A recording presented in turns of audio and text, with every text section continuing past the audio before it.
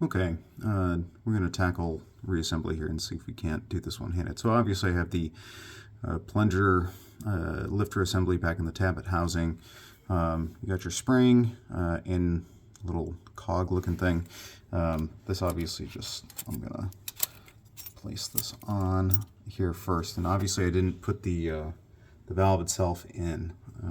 At least for me anyways, it's problematic trying to do both these guys at the same time. So we're gonna try, well, not try, but I've had good luck so far just getting this all kind of ready again. Make sure everything's sort of seated the way that you would want it to, so that the plunger drops in, or the valve drops in, fairly smoothly. So be right back.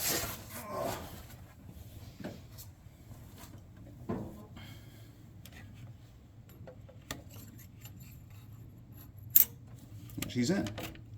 Okay.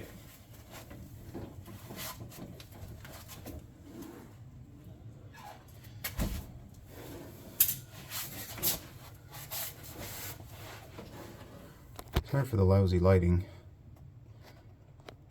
See if we can make it just a tad brighter. Yeah, that's maybe a little bit better. Okay.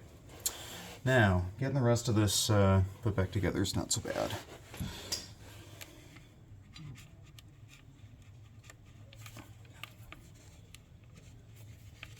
Well, let this go back in. Jeez. Okay. Getting the rest of this together is not so bad. So, anyways, we have our little fork tool.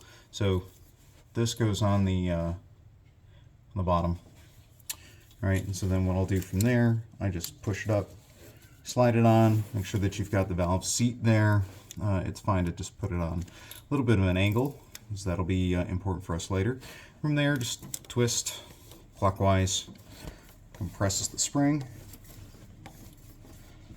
It does get pretty tight. I have to use two hands to just kind of finish it off.